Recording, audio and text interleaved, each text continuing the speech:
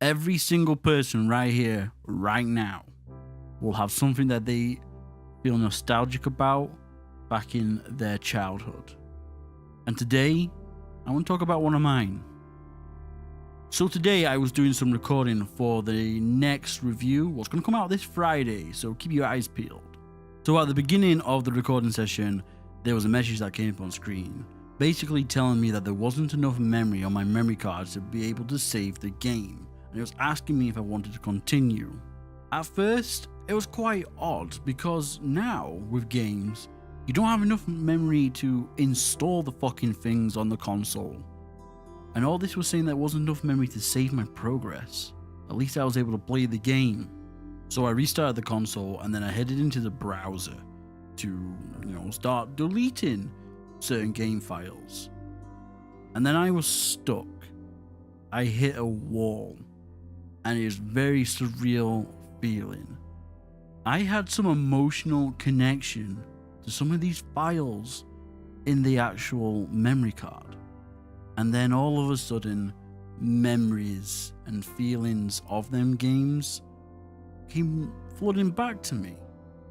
Games like Grand Theft Auto Vice City, what I absolutely love, and to me, it's the best Grand Theft Auto. And one of the biggest games from my childhood, Tony Hawk's Underground. And that one might actually surprise you. It's no Shadow of the Colossus or Kingdom Hearts, but Tony Hawk's Underground had such an everlasting effect on me because of the music, and the story was actually in that game, especially the music. And still today, that game still has such an imprint on me that all the bands I listened to in that game I still listen to, and it helped define and shape the person I've become. Also, it reminded me of a story of me and my friend playing Medal of Honor Rising Sun during the school holidays.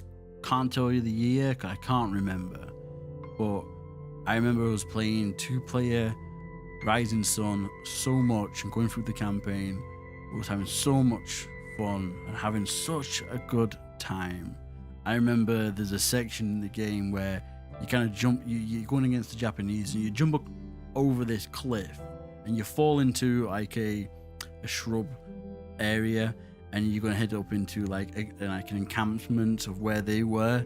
And then he jumped down before me and I stayed up on top of the cliff. And then all of a sudden there was these enemies in the game. There was I think there must have been like sergeants because they had katanas, and they would scream and start chasing you. We hear the noise go off. And then I see my friend running out of the bush. And I see a sergeant chasing straight after him. And I all I could do was laugh. I couldn't help him. He was very upset that I didn't help him. But just seeing a file on a memory card took me back to that moment. And then also looking at the names that we called ourselves. We had another friend what came round, and his multiplayer name, and obviously it saved the profile of that person. It was called Big Balls. Big Balls. So then I started looking at my other memory cards that I have. I still have ones for my PS1. I've got 2. One's mine.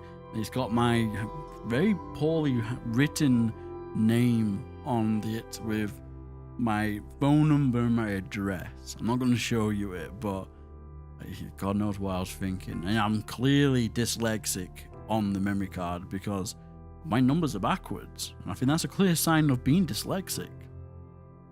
I'm sorry for this being a very short video, but there's not really much else to say. But if you have anything to say on the subject, or any stories to tell about memory cards, let's say if you found them on the floor, you've cracked them in the console, and you've just remembered the games and adventures that you've been on, drop them in the comments below, and we'll talk about it there. And hopefully this could be a series that can continue. I have quite a lot of nostalgia stuff that I want to get off my chest. So I've been Dodgy Otaku, and thanks for listening.